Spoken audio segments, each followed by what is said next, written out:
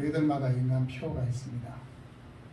비록 헤리티지 교회가 5월 달에 시작됐지만 인간 표가 있어야 되겠다 생각을 해서 고민을 했습니다. 고민을 하고 있는데 너는 복의 근원이 될지라 이 말이 생각났습니다. 근데 지금 바뀐 개혁 개정에는 너는 복이 될지라 이렇게 되어 있습니다. 근데 예전에 우리가 쓰던 성경은 복의 근원이 될지라. 저는 옛날 버전이 더 좋습니다. 뭔가 더 강조를 하는 것 같습니다. 근원을 강조하고 된다는 것을 지라가 아니라 지라로. 이게 아마 맞춤법이 바뀐 것 같습니다. 쌍지읒이 아니고 복의 근원이 될지라. 여러분 옆에 분에게 한번 축복하겠습니다. 당신은 복의 근원입니다. 한번 확인하겠습니다. 부부가 주로 앉았는데 예. 예. 여러분은 이미 복의 근원입니다. 여러분 고고 학자들의 발굴에 의하면 이 아브라함이 살았던 우르라는 지역인데 갈대아 우르인데 우르 지역이 아브라함이 우르를 떠나올 때가 연대기를 계산하면 한 4100년 전입니다. 여러분 그 우르라는 지역의 인구가 몇 명이었을 것 같습니다. 자그마치 25만 명입니다. 4100년 전에 25만이면 엄청납니다. 4100년 전에 우리나라는 고조선 시대인데 학자들이 인구를 얼마나 보는지 아십니까? 약 5만 7천 명으로 봅니다. 우리 고조선이라는 나라가 5만 7천 명밖에 안 되는데 우르라는 도시의 인구가 25만 명입니다. 그 우르에 살고 있던 25만 명 중에 한 명이었던 아브라함이 아니고 아브라함은 뒤에 하나님이 바꿔주신 겁니다. 아브라함을 하나님이 불러주신 겁니다. 그런데 이 우르라는 지역을 이 고고학자들이 조사해 보니까 이미 그때 2층집이 있었고 3층집이 있었답니다. 문명이 고도로 발달이 되었다는 겁니다. 그 좋은 환경에서 살고 있던 이 아브라함을 하나님이 부르신 겁니다. 그런데 이 우르라는 지역은 뭐 원래 하나님을 섬기는 지역은 아니었고 나나신이라는 달신을 섬기고 우상을 섬기던 사람들이 그곳에 살고 있었습니다. 함께 우상을 섬겼던 이 아브라함을 하나님이 불러주신 겁니다. 하나님이 불러서 복의 근원 삼으시려고 구원 역사를 위한 믿음의 뿌리가 되게 하시려고 하나님은 아브라함을 불렀습니다. 근데 여러분 아브라함이라고 해서 뭐 태생적으로 특별한 게 있었겠습니까? 없었습니다. 그냥 우르 지역에서 고대 문명을 함께 누리면서 살아갔던 그냥 평범한 한 인물입니다. 우리가 만났다면 한 옆집 아저씨 정도로 볼 수 있겠죠. 평범한 인물이었습니다. 우르에 살고 있었던 그 시대의 아들들 중에 한 명이었습니다. 근데 하나님이 아브라함을 선택하셨는데 어떤 조건을 가지고 선택하셨을까요? 아브라함이 특별히 좀 선하게 살아서 아니면 아브라함이 하나님의 마음에 들 만한 어떤 일을 해서 모르겠습니다. 제가 그 당시로 들어가 보지 않아서 모르겠지만 저를 생각해 본다면 그 인간적인 조건은 분명히 아니다라고 생각됩니다. 우리 예수 믿는 하나님 자녀 되었습니다. 여러분 솔직히 세상에 있는 사람들 우리보다 더 도덕적인 사람 많습니다. 태생적으로 착한 사람도 많고 얼굴 딱 봐도 정말 순하게 생긴 사람 참 많이 있습니다. 그 사람들과 비교해 볼 때 내가 어떤 조건으로 하나님 나를 선택하셨지? 그게 무조건적인 은혜인 겁니다. 하나님은 조건이 있을 줄 모르겠지만 우리 인간적인 조건은 없이 하나님의 기준에 따라서 우리를 선택해 주신 겁니다. 그러니까 아브라함도 마찬가지입니다. 하나님이 25만 명 중에 우르에 살고 있던 그 시민, 그 아브라함을 콕 찍어서 선택하신 겁니다. 일방적으로 선택해 주셨습니다. 자신의 소유로, 자신의 백성으로 삼으시려고 선택해 주셨습니다. 그래서 여러분도 자부심을 늘 가지고 있어야 됩니다. 울산의 인구를 제가 이렇게 어제 한번 검색해 보니까 2023년 4월 기준인데 인구가 진짜 많이 줄었습니다. 112만 명밖에 안 됩니다.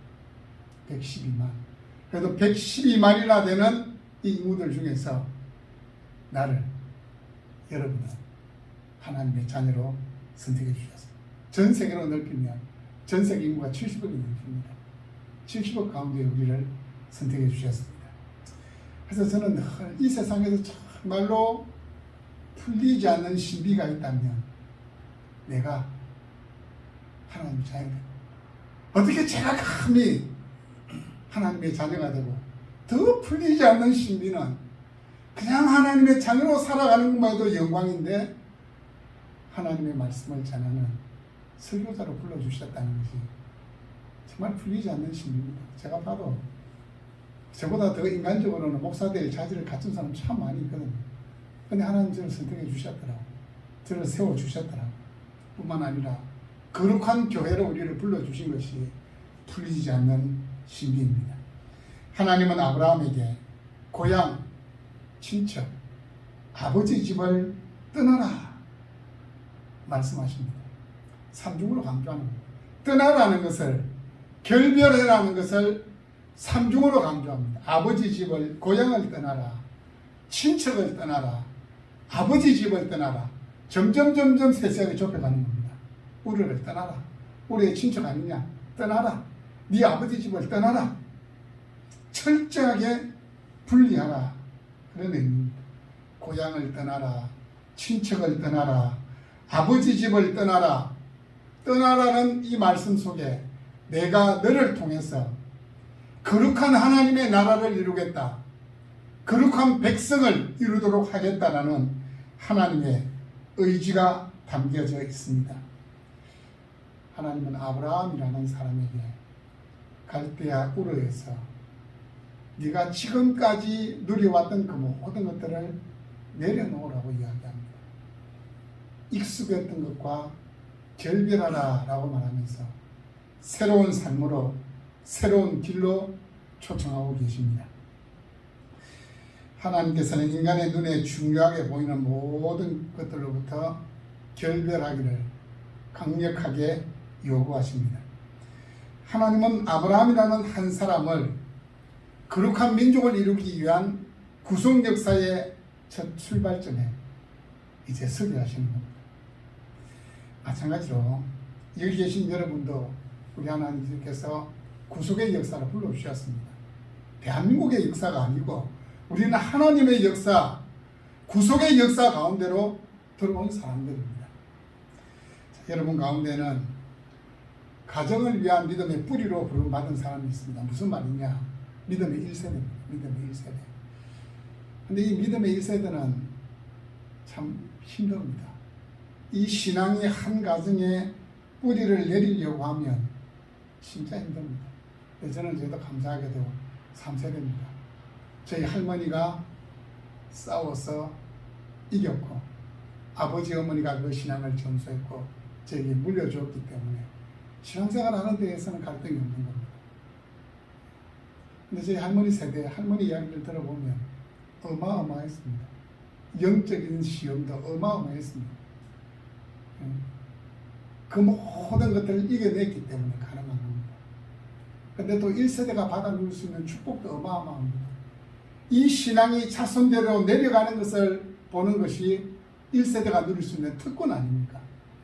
또 한 가지 한 가지 변화시키고 또 한 가지 만져가시는 하나님의 손길을 직접적으로 볼 수 있는 세대가 믿음의 1세대고, 또 기도하면 하나님께서 다급해서 응답해 주시는 세대가 믿음의 1세대입니다. 혹시 여러분 가운데에 가정을 위해서, 가문을 위해서 믿음의 뿌리로 부름받은 사람이 있습니까? 감사하십시오.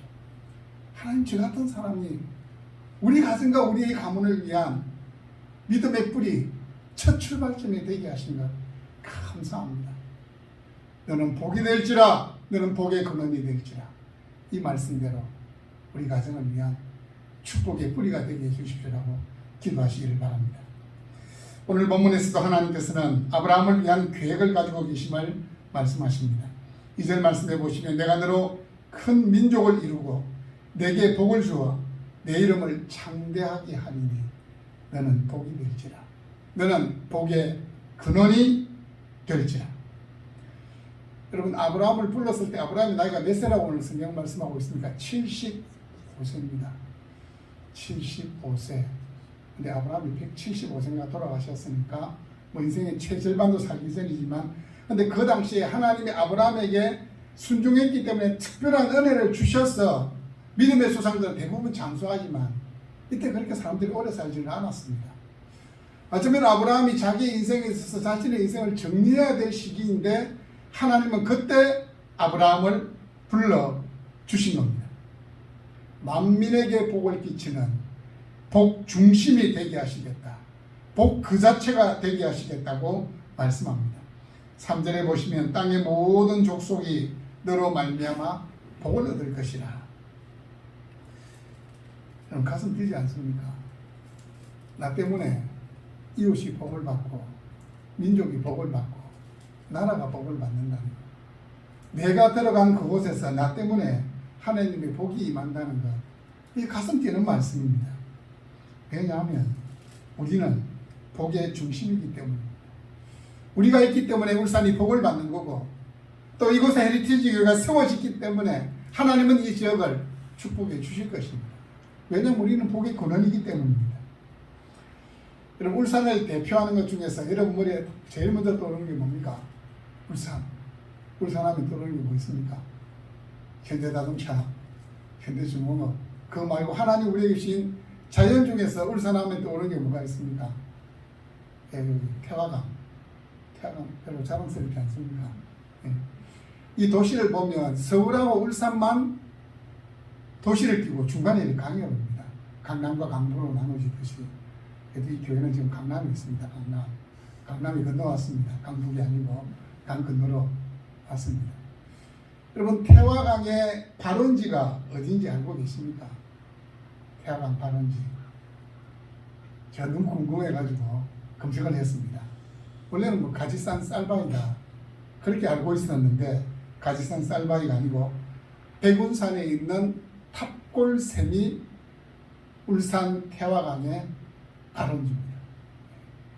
중요한 건 아닌데 왜 이 이야기를 하느냐?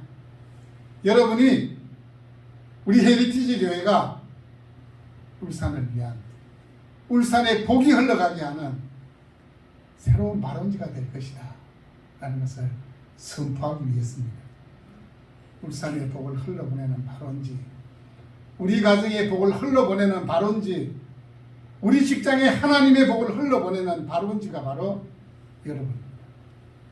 예수를 나의 구주 나의 하나님으로 영접하는 순간 우리는 새로운 복의 발원지가 되는 겁니다. 여러분, 유한한 인생에 누릴 수 있는 가장 큰 복이 무엇이라고 생각하십니까? 뭐 이 땅에서 장수하는 것, 건강하게 사는 것, 아니면은 재물이 많아서 걱정 없이 살 수 있는 것, 그것도 다 하나님 주시는 분복 가운데 하나입니다. 그런데 이 땅에 살면서 가장 큰 복은 거룩하신 하나님, 전능하신 하나님을 죄인인 우리가 만나고 누리고 예배하는 것이 가장 큰 복입니다. 이거보다 더 큰 복이 없습니다. 어떻게 죄인인 우리가 거룩하신 하나님을 예배할 수 있단 말입니까? 그분과 교제 나눌 수 있단 말입니다. 이 땅을 살면서도 저 하늘의 소망을 두고 이 땅을 살면서도 하늘의 영광을 체험할 수 있는 것이 우리가 누릴 수 있는 가장 큰 복입니다. 그래서 우리는 세상이 감당치 못한 자입니다. 세상이 우리를 당해낼 수가 없습니다. 왜냐하면 우리의 백그라운드는 하나님이시기 때문입니다. 여러분, 하나님은 아브라함을 부르신 다음에 큰 민족을 이루시겠다. 아브라함이 아마 이야기를 들었을 때에 웃었을지도 모르겠습니다. 75세가 되었는데 결혼 언제인지 모르겠습니다. 35세에 있는지 30세에 있는지. 적어도 결혼한 지 꽤 오랜 세월이 지난 것 같아요. 75세니까. 근데 아브라함에게 자녀가 없었습니다. 내가 너로 큰 민족을 이루겠다. 아니, 아들 한 명도 없는데 큰 민족을 이루겠다. 아브라함은 어떤 마음이었겠습니까? 근데 아브라함은 믿음을 받았던 겁니다. 아멘. 내가 너로 큰 민족을 이루겠다. 큰 민족은 위대한 민족이라고도 번역이 됩니다. 내가 너로 위대한 민족을 이루겠다. 저는 정말 인정하기 싫은데 유대교 유대인들이라서. 근데 이스라엘 민족이 탁월하더라고요. 정말 탁월하더라고요. 미국을 움직이는 세력들 가면 대부분 유대인들이 참 많이 있습니다. 아브라함을 불러서 내가 너를 위대한 민족을 이루겠다. 하나님 약속해 주셨어요. 근데 이 위대한 민족을 이루겠다, 큰 민족을 이루겠다는 아브라함의 후손으로 메시아가 오심을 통해서 완전히 성취가 되는 겁니다. 여러분, 하나님은 구속 역사의 현장으로 여러분을 불러주셨습니다. 여러분을 불러주신 하나님은 여러분 각자를 향한 놀라운 계획을 가지고 계십니다. 지금 이 순간도 하나님의 뜻이 이루어지는 과정 중에 있음을 믿습니다. 하나님이 이스라엘 민족의 시작이 되게 하셨듯이 여러분을, 여러분 가정을 위한, 또 여러분의 가문을 위한 구원의 복이 임하게 하는 복의 통로가 되게 하실 것입니다. 자, 하나님 우리를 구속 역사의 중심으로 불러주셨습니다. 아브라함도 하나님이 불러주셨습니다. 근데 여러분, 하나님의 계획이 우리의 삶 가운데 계속해서 이루어지고 있다라는 것을 우리가 날마다 체험하며 누리며 살아갈 수 있는 그 구체적인 방법이 두 가지가 있습니다. 한 가지는 우리의 생각을 바꾸는 겁니다. 어떤 생각은 하나님 중심으로 바꾸는 겁니다. 근데 예수님을 믿어도 정말 이 생각이 잘 안 바뀌어요. 어릴 때부터 예수 믿으면 바뀝니다.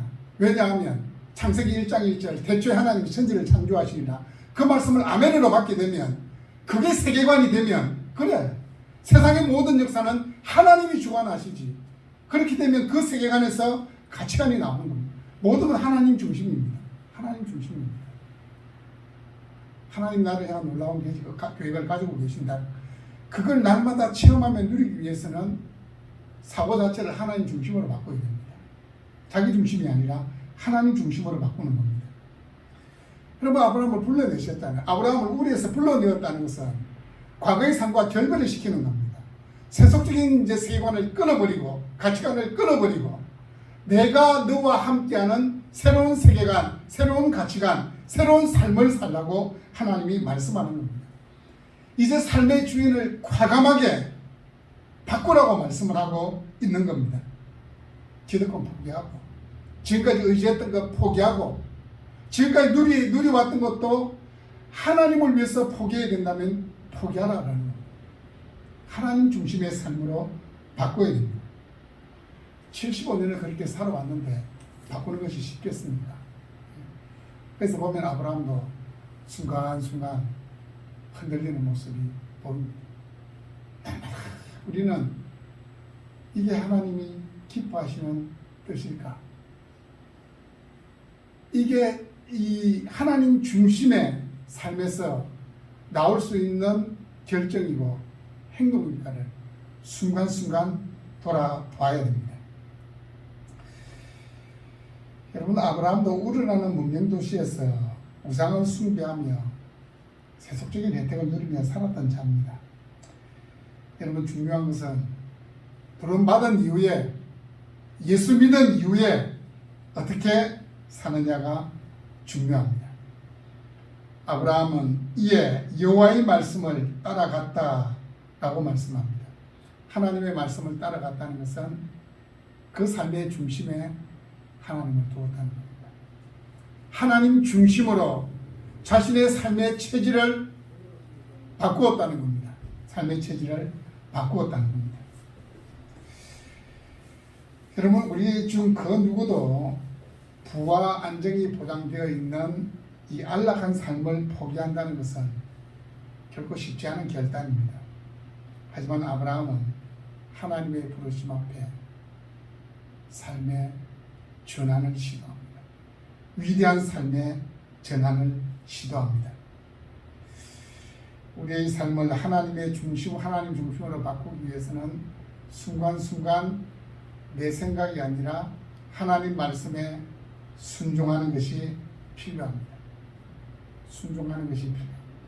순종하고 또 순종하는 겁니다. 그런데 이 순종하는 것을 다른 말로 하면은 거룩한 습관이다, 그렇게 바꿀 수 있는데, 이 습관이 우리 몸에 배이기 위해서는 어떤 노력이 필요할까요?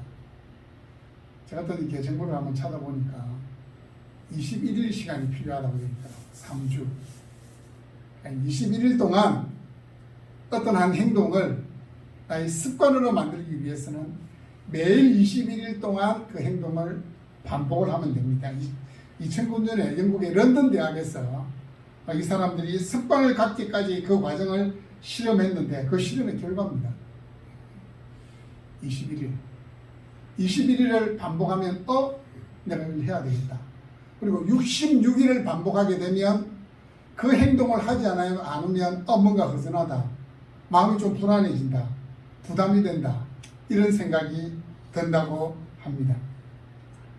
근데 제가 이제 이 이야기를 했더니만 아내가 그런 이야기를 하더라고요. 이건 안 맞는 것 같다. 새벽 기도는 평생을 해도 10이 없이는 못 일어나면 그건 습관이 안 된 건데, 그래도 평생을 새벽 기도 하던 제가 한번 새벽 기도를 빠지게 되면 마음이 부담은 생기거든요. 오늘 새벽 기도 빠졌다. 오늘 기도 안 했다. 오늘 성경 말씀은 안 읽었네. 그게 이제 몸에 배어있는 습관처럼 됐다는 겁니다. 여러분, 거룩한 습관을 여러분의 삶의 중심에 자리 잡게 만들고 싶습니까? 21일만 한번 투자해 보십시오. 21일 동안 시간을 정해놓고 장소를 정해놓고 기도할 때는 시간과 장소 정하는 게 중요합니다. 시간만 중요한 게 아니고 장소도 중요합니다. 시간과 장소를 정해놓고 기도해 보십시오. 21일 동안 하루도 빠지지 않고 말씀을 5장, 10장 읽어보십시오. 21일 동안 세상의 노래를 끊고 찬양을 한번 들어보십시오. 하루라도 찬양을 듣지 않으면 내 마음에 평화가 깨어진다. 뭔가 내 삶이 좀 이상해진다 느끼게 될 것입니다. 여러분의 삶의 변화가 일어나는 그 일을 위해서 21일을 투자하시고 되겠다 싶으면 66일을 한번 반복해 보십시오. 거룩한 습관이 또 하나 생기게 될 겁니다. 오늘 말씀해 보시면 이제 아브라함이 하나님이 보여줄 땅이 아니고 아브라함이 가나안 땅에 들어가서 정착한 거 아닙니다. 또 옮겨갑니다. 계속해서 옮겨갑니다. 나그네 삶을 사는 하나님께서 자손들에게 주실 그 가나안 땅을 이렇게 두루두루 다니면서 살도록 하시는 겁니다. 오늘 보시면 마침내 가나안 땅에 들어갔더라. 참, 우리가 보면 짧은 문구입니다. 가나안 땅에 들어갔더라. 며칠을 여행했는지 모릅니다. 그런데 이렇게 지리적으로 보면 우르 지역에서 이 가나안 땅까지 유프라테스 강을 건너야 되고 수리아와 다메섹을 지나가야 되고 헐몬산 남쪽을 이렇게 돌아가지고 가야 되는데 장작 700km입니다. 지금이야 차 가지고 가면 700km 같으면 한 7시간 정도 달려가면 갈 수 있는 거리지만 이때는 그 많은 소와 양떼들 아니면 가족들, 종들을 거느리고 대군이 행진을 한다고 생각해 보십시오. 하루에 40km 못 갑니다. 한 30km 이렇게 밖에 못 갑니다. 그럼 얼마나 걸리겠습니까? 자그마치 한 25일 아니면 한 달 정도 이렇게 가려고 하면 적어도 한 달 정도 걸려서 갈 수 있는 길인데 성경은 가나안 땅에 들어갔더라. 그래서 이제 마침내라는 부사를 쓴 거예요. 마침내. 이 마침내라는 이 단어 속에 아브라함 일행이 겪었던 그 여정의 피곤함과 어려움이 다 들어있는 겁니다. 하나님의 약속의 말씀 붙잡고 700km를 걸어서 하나님이 보여주시는 땅으로 들어간 겁니다. 하나님께서 주신 약속의 말씀 붙잡고 한 걸음 한 걸음 내디딘 결과였습니다. 그래서 히브리서 11장 8절에 이렇게 말씀합니다. 믿음으로 아브라함은 부르심을 받았을 때에 순종하여 장래의 유업으로 받을 땅에 나아갈새 갈 바를 알지 못하고 나아갔으며, 중요한 것은 갈 바를 알지 못하고 나아갔으며입니다. 하나님도 아브라함에게 내가 네게 보여줄 땅으로 가라고 말씀했습니다. 하나님의 명령을 따라서 지속적인 순종의 발걸음을 내딛고 있다는 사실을 주목을 해야 됩니다. 몇 번 순종하다가 이만하면 됐겠지 아니고 계속되는 중단 없는 순종의 삶입니다. 하나님은 아브라함에게 구체적인 목적지를 지시해 주지 않았습니다. 내가 네게 보여줄 땅, 내가 너로 보게 할 땅으로 가라. 그 말은 이제는 더 이상 안주하는 삶이 아니고 계속해서 약속을 따라서 믿음을 따라서 순종하는 나그네의 삶을 요구하는 겁니다. 저도 지난 목요일 날 12년 만에 처음 이사를 했습니다. 짐이 얼마나 많은지.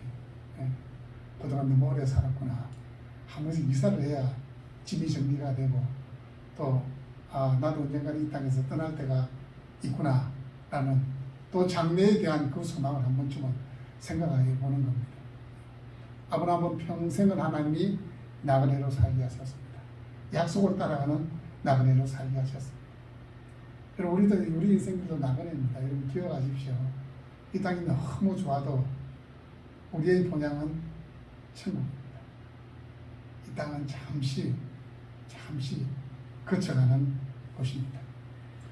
제가 장례식에 가면 그런 이야기를 가끔씩 합니다. 어머니 뱃속에서 10개월은 이 땅을 위한 삶을 준비하는 시간이고 이곳에서 모든 유전인자와 모든 다 결정이 됩니다. 이 어머니 뱃속에서. 그래서 우리 결정된 그 유전인자를 가지고 80년, 90년을 사는 겁니다. 그럼 이 땅에서 80년, 90년은 뭐냐? 저 천국.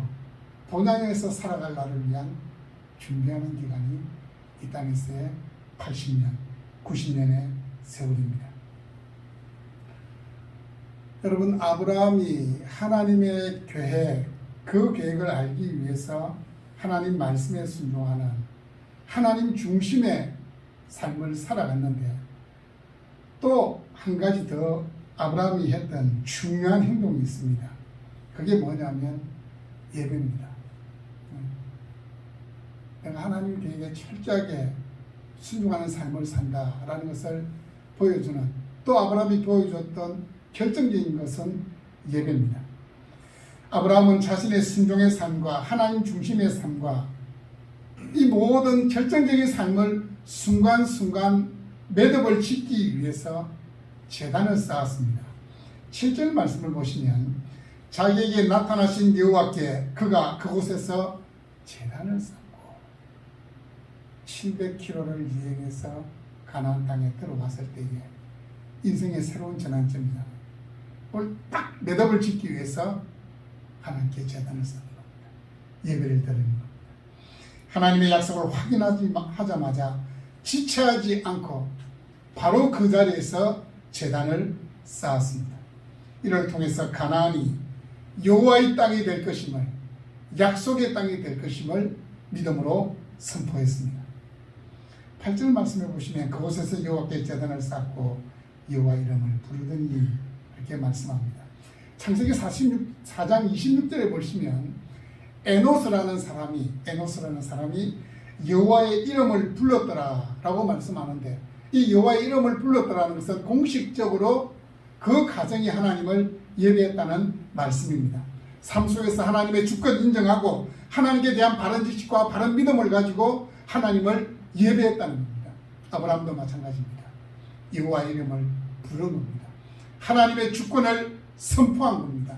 영광 받으실 하나님께 그 가나안 땅을 하나님의 손에 올려드린 겁니다. 근데 여러분 아브라함이 가나안 땅에 들어가서 예배드렸다 쉽게 생각하면 안 됩니다. 그곳의 주인은 누굽니까? 가나안 원주민들이 살고 있습니다. 그 원주민들은 자기들만의 신들이 있습니다. 자기들만의 신들이 있는데 유일신 하나님께 자기들과 다른 방법으로 뭔가 이렇게 제단을 쌓고 제사 지내는 예배드리는 모습을 볼 때에 이방인들 어떻게 생각하겠습니까? 이상한 거 하나 불러와가지고 우리 땅을 더럽히게 하려고 생각한다. 그런 생각하지 않겠습니까? 적대감을 불러일으킬 수도 있습니다. 그럼에도 불구하고 아브라함은 담대하게 유일하신 하나님께 자신의 믿음을 선포했습니다. 이 보통의 믿음이 아닙니다. 우리 회사에서 식사하는 자리에서 식사 기도하는 것도 솔직히 그것도 큰 믿음이 있어야 돼. 큰 믿음이 있어야 돼. 내가 아는 지인들한테 나 이제 예수 믿는 사람이고 하나님 백성이다라고 선언하는 것도 그거 큰 믿음 가지고 되는 게 아닙니다. 어떤 분 가정 들어보니 회사 생활하면서 20년 동안 자신이 예수 믿는다는 걸 숨기고 살았는 거예요. 그런 사람도 많이 있습니다.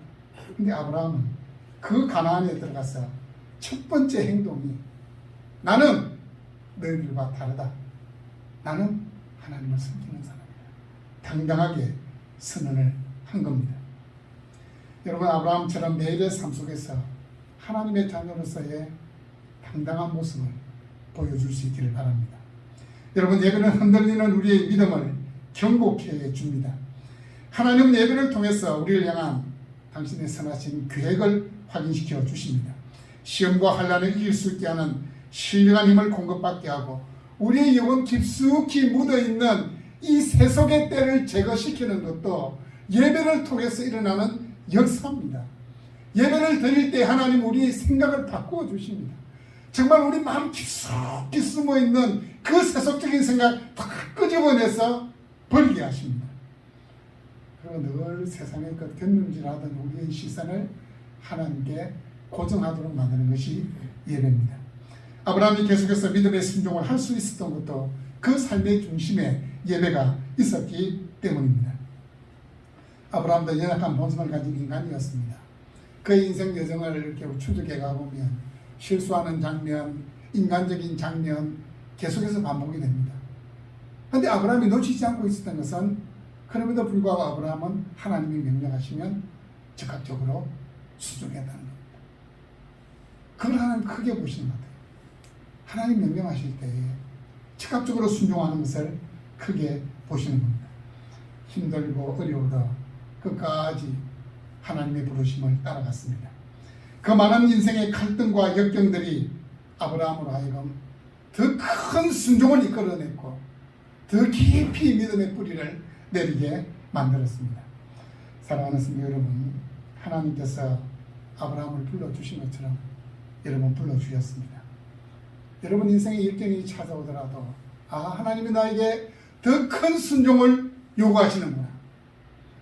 더 믿음의 뿌리를 깊이 내리도록 하나님이 기회를 주시는구나. 그렇게 생각하십시오. 뿐만 아니고 하나님, 나를 통해 우리 가정이 복을 받고 우리 가문이 복을 받고 내가 살고 있는 아파트와 그 지역이 복을 받고 울산이 복을 받을 수 있게 해주십시오. 제가 복의 근원 아닙니까? 날마다 복을 흘려보낼 수 있게 해주십시오라고 기도하십시오. 그리고 여러분 세워주신 헤리티지 교회를 염려하고 저를 사랑하는 마음으로 예배에 참석해 주신 것 감사합니다. 신앙의 유산을 다음 세대에 전하고 정말 울산의 기쁨을 다하는 교회가 될 수 있도록 뿐만 아니라 이 교회가 여기 있기에 이곳이 복된 곳이 될 수 있도록 또 이 복이 함께 흘러가는 이 일을 위해서 기도해 주시고 동참해 주시면 감사하겠습니다. 아브라함, 믿음의 뿌리가 되었던 아브라함, 너는 복의 근원이 되리라는 그 약속의 말씀을 믿고 그를 같은 아브라함처럼 새롭게 주어지는 일주일의 삶도 하나님의 전능하신 손을 붙잡고 하나님 말씀을 가슴에 새기며 나아갈 수 있는 믿음의 백성들이 다 될 수 있기를 주님의 이름으로 축복합니다.